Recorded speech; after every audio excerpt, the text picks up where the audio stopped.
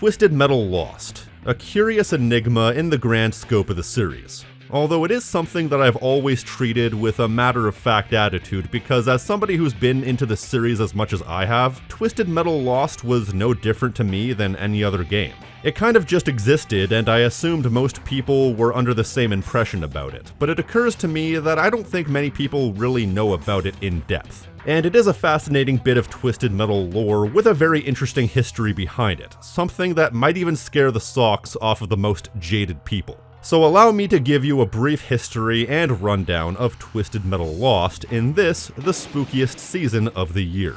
Twisted Metal Lost is a partially completed beta build of what was supposed to be a sequel to Twisted Metal Black called Twisted Metal Harbor City. Some builds of this game have been discovered and showcased over the years, but Lost is a heavily altered officially released version which came packed into the PS2 port of the game Twisted Metal Head-On, called the Extra Twisted Edition. This version includes this, Twisted Metal Lost, which includes 4 levels, then you also have Sweet Tour, which includes a playable asylum and junkyard for you to walk around and discover things in, a 30-minute documentary on the history of Twisted Metal, and a mysterious text scroll that indicates that Twisted Metal Lost had a very dark history.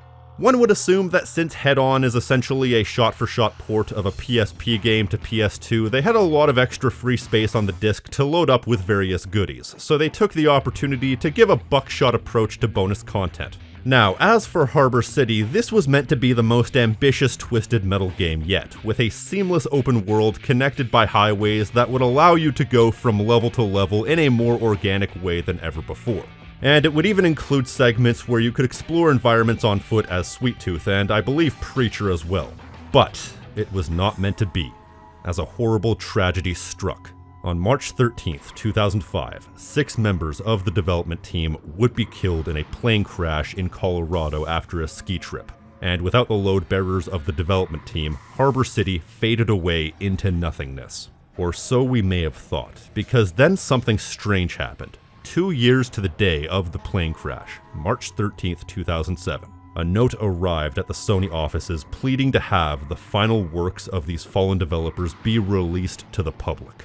A practical joke? Judge for yourself, because this note contained the signatures of all 6 of the developers who died in the plane crash. Not only that, but it also speaks in riddles, talking about knowing what the future holds, and refers to this game as the last of their earthly deeds.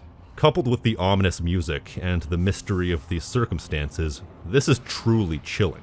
Nobody knows where the note came from. Nobody knows how it got to the Sony offices. Nothing is truly known about the circumstances surrounding this event. So all we're left to do is speculate. Could the dead have truly pleaded for their spirits to live on through their cancelled work? Nobody knows for sure. But regardless, it was this note that inspired the executives at Sony to release the final remnants of Harbor City in the form of Twisted Metal Lost. That's a pretty spooky story, isn't it? But you want to know what the scariest part about this tale is? It's complete and utter crap. Yep, I was lying for dramatic effect just now. This was a complete and utter fabrication created by the people responsible for compiling the 4 completed levels of this game and releasing it as Twisted Metal Lost, seemingly only creating this compelling little backstory in order to drum up a bit of intrigue for this mysterious unreleased game in such a way to match the game's overall tone. I mean, like I said, it's a neat little backstory, but it's so utterly outlandish that it would be impossible to take seriously. Like at least when Iron Maiden created a fabricated history for their song The Reincarnation of Benjamin Brigade, it was believable. Plus, to make things more interesting, a brief Google search will tell you that there weren't any noted plane crashes or even notable aircraft malfunctions in the entirety of March 2005 in the USA. There were a few outside of the States, but none inside.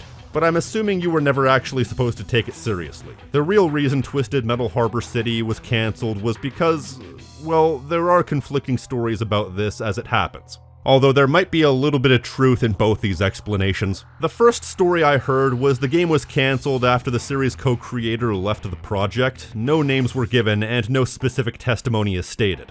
I don't even know who that could have been, given that the only name generally associated with being a creator behind Twisted Metal is David Jaffe, but he was busy with God of War 2 at the time. I mean, there's Scott Campbell and Michael D. Jackson, but once again, without any specific testimony, it's hard to know what went on here. So the more likely story was the other explanation I heard, which is that Sony executives didn't see profit in the game. Particularly because at the time of the game going into alpha, there was no on-foot aspect to the game, and Sony executives felt that without any sort of on-foot aspect, an open-world game wouldn't be able to find an audience in a post-Grand Theft Auto world when it was expected that sandbox games have both. So if you've ever pined for an era that's long since passed, or if you believe that video games used to be so much better, just remember that video game executives have always been stupid. The rough on-foot demo was a super last-minute inclusion to try and save the game, but it was not meant to be. Now I will admit, I'm trying to keep this history lesson as impartial as possible because this part of the video at least isn't a review, but I think whoever made that call needs to be punched,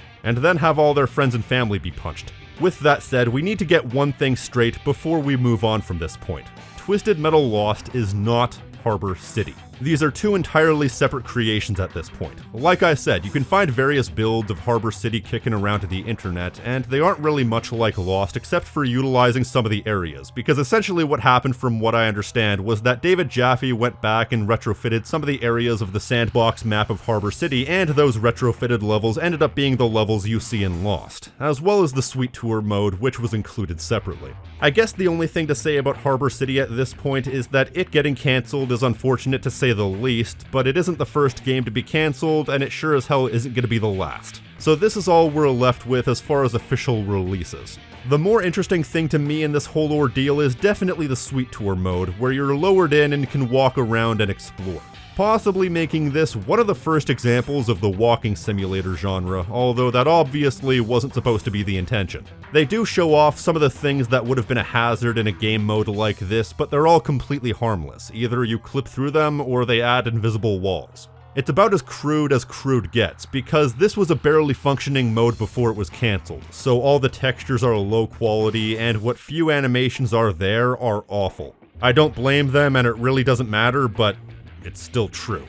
I mean, Sweet Tooth runs around like he's in dire need of using the toilet. His jumping animation stalls for like a solid second while he's still moving. This is the veritable definition of a proof of concept, and the only real substance is these 29 heads you can find that each tell you a little factoid about the series. A lot of which is very interesting for getting a behind-the-scenes look at how a lot of the ideas in the series are conceptualized, from cars to levels to bosses, etc.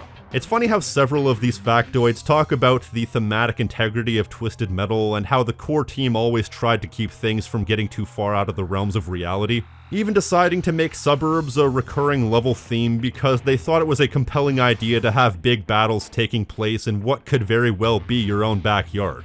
Incidentally, one of these scrapped designs that were scrapped because the team thought the design was too outlandish looks suspiciously like Meter Maid from Twisted Metal 4. It's funny how that, combined with what David Jaffe said in the Twisted Past documentary, makes it really clear just how much disdain the creators have for the third and fourth games for really dismantling the thematic integrity of the series. And I very much agree with that. As much as I'm beating a dead horse, I find those games far too goofy thematically. So this whole thing is fascinating, but it's definitely one and done. So with all these pickups in the Suite Tour mode, I guess you could consider this an exploration of the game or what the game could have been from a broad philosophical point of view, whereas the actual playable levels in Twisted Metal Lost is an exploration of the game or what the game would have been from a more functional point of view. And what would Twisted Metal be without a motley crew of colorful characters? Well, unfortunately, none of the characters' stories were ever finished, so the best we have to go on are their character profiles. And through these, we might be able to get an idea of what Twisted Metal Black 2 might have been going for tonally, although as I will discuss in a moment, likely not the case. The funny thing, and I mean really messed up thing about this game, is that even if you are mentally prepared for the level of derangement that Twisted Metal Black provides, Twisted Metal Lost makes Twisted Metal Black look like Twisted Metal 3. Because looking at these various character bios, to put it lightly, these are something else. Like how in between games, Warthog, aka Cage, tried to fight Sweet Tooth but lost horribly and had all 4 of his limbs cut off, but he was left alive as a message to anybody who wanted to mess with Sweet Tooth. Which means he somehow is a limbless body driving around a, well, station wagon with tank treads. I wish it was something that had a cooler ring to it. Or how about this one? Agent Stone, aka Outlaw, has been stuck in a time loop ever since the events of Twisted Metal Black, constantly reliving the day he went back in time and constantly being unable to save himself from being shot through the head. Then John Doe, aka Roadkill, is back, and it's been revealed that there's a bunch of John Does which are clones created by the FBI to stop Calypso. Then you have Axel, who blames himself for his wife's murder and hopes that by driving around and letting his feet be torn to shreds by the hot asphalt for long enough, his wife's spirit will forgive him. Then Bloody Mary, aka Spectre, who has lost all grip on reality and just drives around killing because that's what comes naturally. Or then you have Charlie Kane and his son representing Yellow Jacket, and as it turns out, the young Kane child is determined to end the Kane bloodline once and for all. So he specifically hunts down his own brother. There's a lot I could go over, but there's something that occurred to me during this playthrough. The majority of these stories come across like they were made up completely on the fly, and if David Jaffe really did just retrofit some pieces of Harbor City and duct tape them together into a playable demo like I'm told he did, this would make sense. And it would also explain some of these weird retcons. And that's weird retcons even for the standards of this series. Like how they used Dollface's beta ending as a basis for this game instead of the final game's ending because they established that she was a young girl who got locked into the mask and she outgrew the mask, so it has since started crushing her brain, whereas in the final game she was fully grown before getting the mask. Or how Black, aka Manslaughter, is apparently from a different dimension now. They say it's just a rumor, but that's a Chekhov's gun point. Why would they say it if it weren't true? And that's sci-fi nonsense, which I thought they were trying to avoid in the Black universe. Then John Doe being a clone is one thing, but he wasn't after Calypso in the last game. He was stopping an apocalypse cult. But I guess none of that really matters once you're actually in the game, which itself is basically Twisted Metal Black 2, exactly like it was sometimes internally referred to. But that's besides the point. Either way, it has all the same characters, and all those same characters have all the exact same specials, with the exception of Yellow Jacket, whose special can no longer directly stick into vehicles, so it's just an 8-way missile. But there are a few key differences. For example, energy attacks are no longer performed by using button combinations. It's now based on pressing directional buttons along with the triangle button, which took some getting used to, by which I mean it took me a while to even figure out that this was the case. But if I'm being honest, I feel like that actually works better as an in-the-moment sort of adaptation of the concept. It means you don't have to waste time inputting codes. But with that said, it means you can only have 4 separate energy attacks, 5 if you count the jump, which is done by pressing both of the shoulder buttons simultaneously. Otherwise, you can only use a shield, fire backwards, drop a mine, or throw an EMP. So you have no invisibility, no napalm, no super big attack, which I guess calls into question how useful those attacks really were, because aside from the big super attacks, I didn't find myself using any of the functions that they cut all that often. And I guess if they wanted to pare it down to the essentials for the sake of streamlining the controls, I'm very much in support of that. Now, what hasn't been changed is the character roster, like I said, which is basically identical with the exception of 2 characters. 12-Pack, who is a reanimated headless race car driver, and Goldtooth, who's like Sweet Tooth, except gold. Near as I can tell, that's the only difference. But thankfully, what doesn't have a difference is the general gameplay, which is everything you want in a Twisted Metal game gameplay-wise. High-octane action, responsive controls, varied weaponry, and the pure anarchic satisfaction of blowing your opponents to Kingdom Come.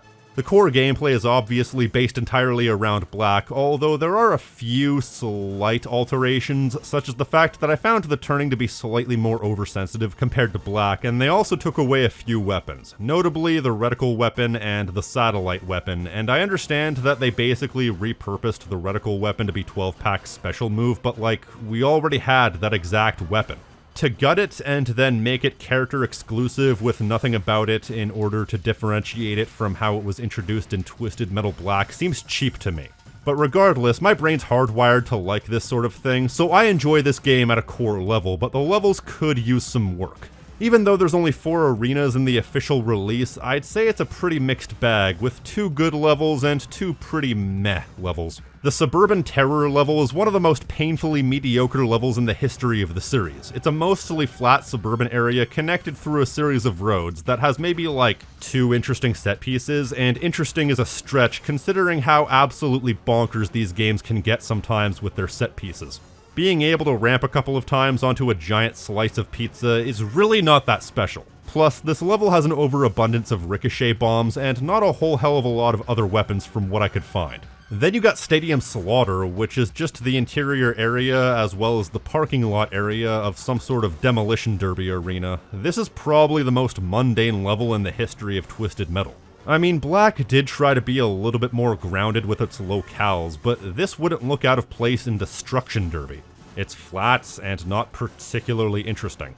The final of the 3 levels in the main mode is Carnival of Darkness, which is actually a pretty interesting level, with plenty of interesting verticality, big rides, exploration, and an interesting visual subject matter. This is a level that wouldn't look out of place in any other game in the series. But it really doesn't make up for the first 2 levels, and once you beat the game, you can play the Deathport level, which is also pretty good. A couple of ships to ride around on, plenty of gaps to fly over, and I'm not sure if this game uses the exact same engine as Head-On or if it's a modified version of the Black engine, or if they're the exact same engine to begin with, but Lost does what Head-On does and has it to where you only get dealt a small amount of damage if you fall off a ledge, instead of how it was before where you instantly die, which is very much appreciated for a level like this where it's very easy to fall in.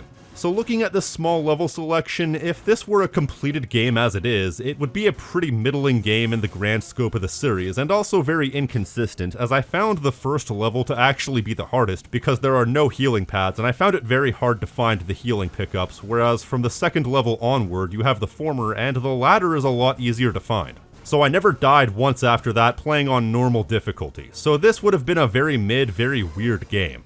But we have to take into account that this was supposed to be a sandbox game of some description. If you guys remember the game Roadkill, that was essentially if Twisted Metal and Grand Theft Auto had a baby. To the point, in fact, that it even borrowed some UI design from Grand Theft Auto 3. I don't necessarily remember any individual location from that game, but I do remember certain general areas and the general map design. So it makes me wonder how much better the individual areas could have been if they were part of a larger whole and not just a singular area. But failing that aspect, this really does feel like a somewhat nondescript level pack for Twisted Metal Black. And that's a level pack in the old school first-person shooter sense, where the base game has all the best levels, and the expansion pack has all the levels that didn't quite make the cut for quality reasons, and they sell it as an expansion pack specifically for the hardcore enthusiast who just wants more.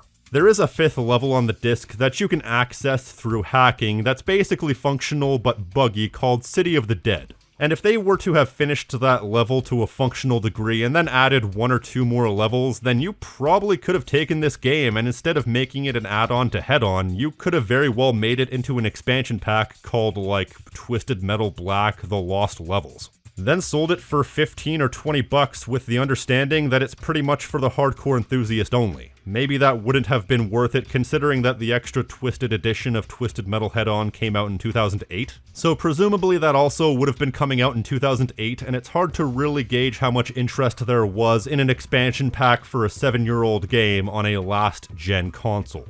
But then again, 2008 was also well after the PS3 had launched, and therefore the PSN was available. So what they could have done was made it into an early digital exclusive on the PlayStation Network. I'm not sure how feasible that would have been, taking the code from a PS2 game and converting it to PS3, but if it was at all possible, that might have been a good idea as a means to use this unfinished content and kind of duct tape it into something sellable. Would it have done well? Who the hell knows? I feel like there was some missed potential here, and I feel like that comes down to Sony's own diminishing opinions of this IP in the mid to late 2000s. As it sits, it's more or less just a decent but not exceptional curious bit of history with a bit of a ramshackle feel to it. But it's also a bit of a bugbear of mine considering that every single time I have to make any sort of video that incorporates every single game in the series, I have to include this game that's barely a game in the discussion. Which I will admit gets very annoying after a while. With that said, there is more to this demo than just showcasing Harbor City, because if you beat this little demo on the hardest difficulty, you get a secret message. This secret message also points you to the Dark Past documentary, also included on this behemoth of content. The hint of looking at the bushes in the Paris level gives you a good idea of where to look first. And so what happens is that throughout this documentary, you'll get codes that will briefly flash up on the screen, much in the same way as Minion's messages in Twisted Metal Black. And if you find all these codes and decode them, replacing each number with their corresponding letter in the alphabet, you'll discover a message saying Twisted Metal is coming to PS3. Okay, so two things. First of all, I'm assuming that this specific code was referring to Twisted Metal Apocalypse, which was being worked on in 2008 before eventually being cancelled. Because a game for this series did eventually come out on PS3, but it came out in 2012, which I think wouldn't have been hinted at back in 2008, as there's no way this game was even in a conceptual stage by that point. They're just lucky that history kind of corrected itself in this case, otherwise having that as a secret message might have come across as tempting fate. And two, coming to PS3. It's crazy how long ago this alleged game was being teased. We're from the future. Yeah, the 21st century. The magnificent far-off year of 2002. Really? Yeah, that about sums it up. It's surreal to consider these small pieces of history that also point towards other pieces of media that are now decades old. 2008 was a hell of a long time ago, and the PS3 is a couple of generations old.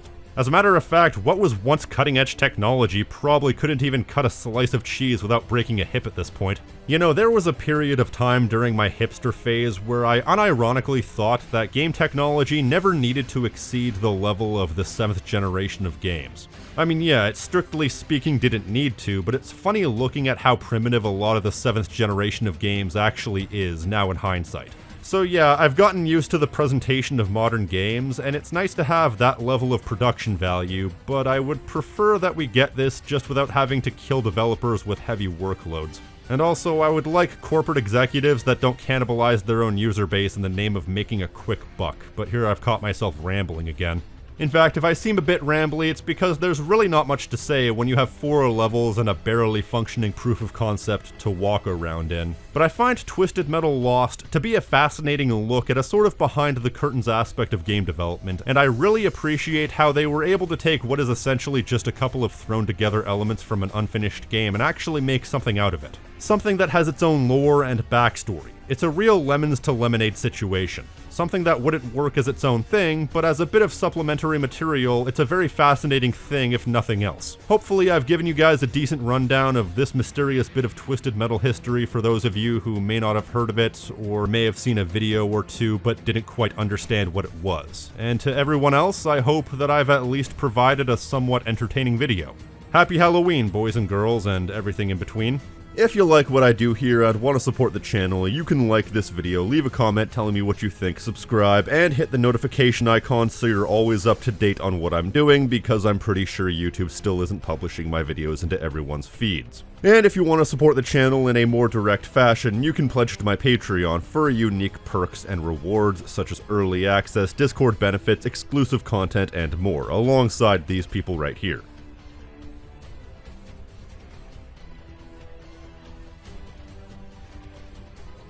And an extra special thank you to Billy Not Brooklyn, Gaw004, Layabout, My Name is Tank, Raph, Ty Trovy, and Weird Webster for going above and beyond. Elsewise than that, I've been the King of Snark Style right here on Tactical Bacon Productions, and I will see you next time. Stay crispy, my friends.